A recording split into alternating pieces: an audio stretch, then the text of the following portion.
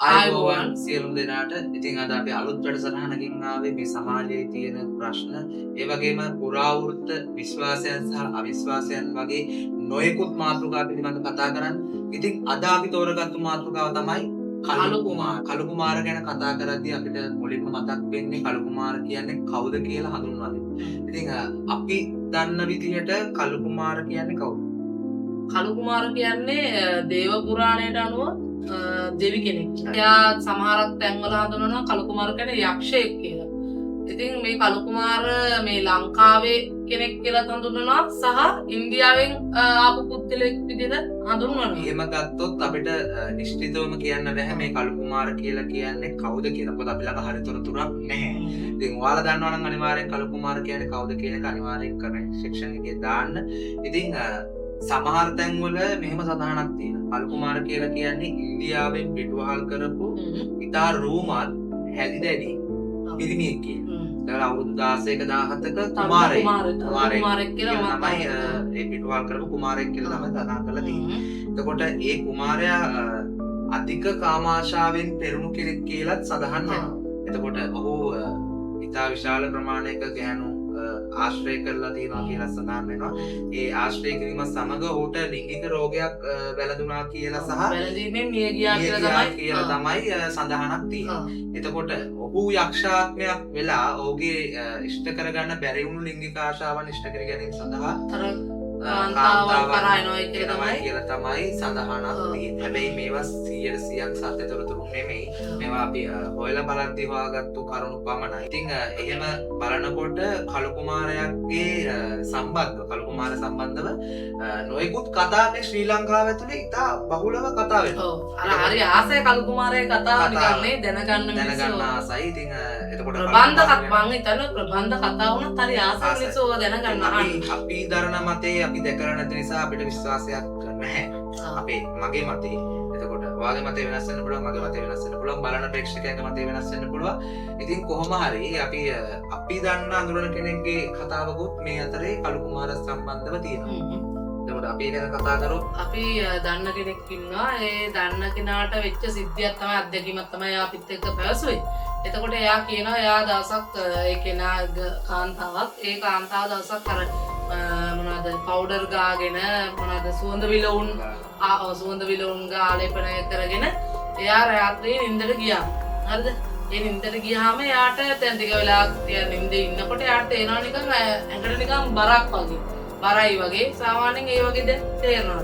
ඊට පස්සේ දැන් ටික එයාට අපහසුයක් දැනලා එයා දැන් ඔහොම නිදාගෙන තියෙනවා. ඊට පස්සේ පහුවදා උදේ බලනකොට එයාගේ ඇඟ හැමතැනම මොනවාද මේ තුවාල කැලෑ දිනවලු හීරිච්ච පාරවල් දිනවලු. ඉතින් ඔහොම කියලා එයා වැඩිහිටියෙක්ට මේක දන්නලා දෙනවා.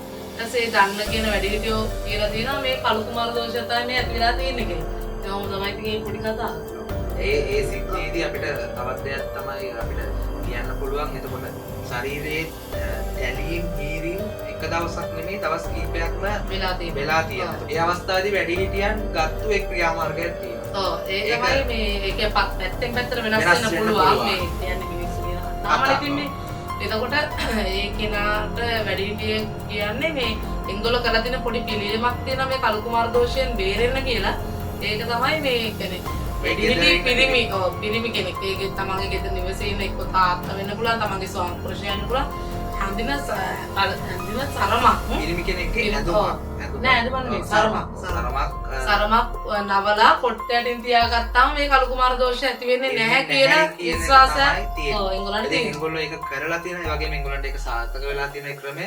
ඉතින් කළු කුමාර ගැන කතා කරනකොට ඒ වගේ සිද්ධි තව බොහෝමයක් තියෙනවා. මේ බලන් ඉන්න ප්‍රේක්ෂකයන්ටත් ඒ වගේ සිද්ධි ගොඩක් ඇති. ඉතින් ඔයාලගෙත් අදහස් දාන්න අනිවාර්යෙන් කමෙන්ට් එකක් දාන්න. අපි ආසයි දැනගන්න තව විස්තර. ඉතින් විශේෂයෙන්ම කතා කරනවා නම් කළු කුමාරගේ හැඩරුව පිළිබඳව කතා කරොත් දැන් අපි ඔහු ඇවිල්ලා ඉතා රූමත්. එතකොට සාමාන්‍යයෙන් අපි එහෙම කතා කරමුකෝ.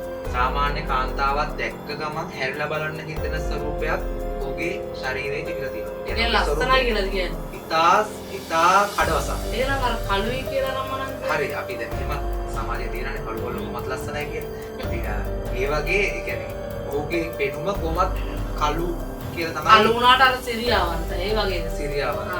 ඉතින් ආකර්ෂණීයයි. ආකර්ෂණීයයි. ඉතින් කාන්තාවක් දෙපාරක් බලන ස්වරූපයක් තමයි ඔහුට තිබිලා තියෙන්නේ. අර මං එක තැනකදී මං කියලා තියෙනවා කළු කුමාරයා අර එක මාලයක් දාලා කනට තෝඩු දෙකක් දාලා තෝඩු කියන රවුම් කරාබු ලොකු කරාබු දෙකක් දාලා මැඩික් කොටුන්නක් පළදලා දාලාලු එහෙමලු වෙන්නේ. එහෙම තමයි. දැකලා තියෙන අය එහෙමයි. නොදැක්ක අයට අර වගේ සිද්ධ තමයි වෙලා තියෙන්නේ.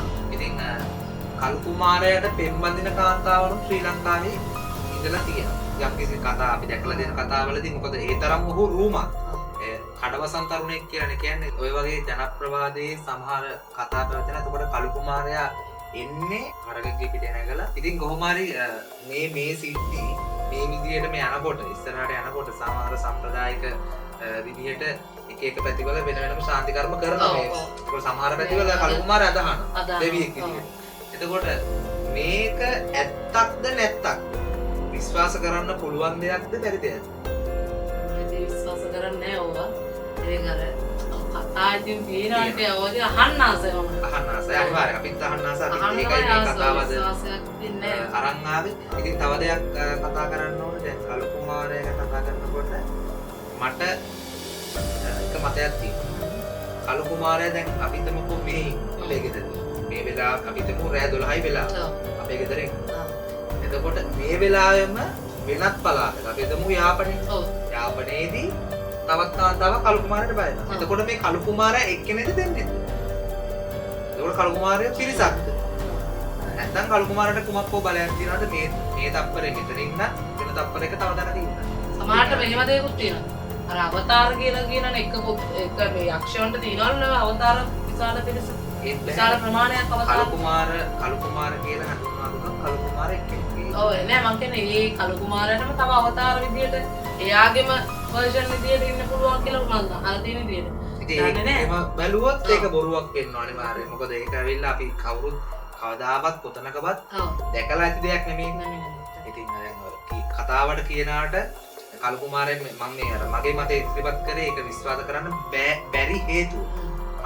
මට විශ්වාස කරන්න බැරි හේතුව තමයි කළු කුමාරයා මෙතනත් ඉන්නවා අතනත් ඉන්නවා කියන එක මට විශ්වාස කරන්න බෑ. ඒත් එක්කම කළු කුමාරයා සාමාන්‍ය කාන්තාවන් ළඟට එන්නේ මොන වගේ කාන්තාවන් ළඟටද කියලා කතා කරන්නේ? ඔව් විශේෂයෙන්ම ගොඩක් ඔය මේ අහලා තියෙන කතාවලට අනුව කළු කුමාරයා එනමයි කියන්නේ වැඩි වියටපත් වෙච්ච ගෑනු ළමයි ගාවට සහ විවාහක කාන්තාවන් ගාවට සහ ගර්භණී මාතාවන් ළඟට සාමාන්‍යයෙන් මාස 4-5 ගර්භණී කාලය ඒ කාලේ තුලට අනිවාර්යයෙන් බහුතරයක් දැකලා තියෙනවා. මේ අත්දැකීම තියෙනවා කියනවා. හැබැයි කිසිම තැනක කිසිම වෙලාවක කිසිම තොරතුරක් නැහැ. කිසිම කෙනෙක් කළු කුමාරයා නිසා මිය ගියා කියනවා. කළු කුමාර දෝෂය නිසා මිය ගියා කියනවා. තියෙනවා නම් තියෙන්නේ මිය ගැන්වීම සහ බය වෙලා තියෙනවා. තුවාල කැරක් ශරීරයේ තුවාල කැරල් පමණයි.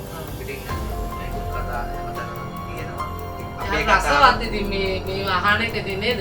ඇත්ත නැත්ත කෙසේදත් මේ වගේ කතා අහන එක හරි මාර රසවත්. ඉතින් අපි දන්න කතාව සහ අපේ මතය අද අපි ඉදිරිපත් කළා. ඉතින් තවත් බොහෝ කතා ඇති කළු කුමාරයා පිළිබඳව විවිධ පළාත්වල නේද? අපේ විශ්වාසය සහ විශ්වාසය ගැන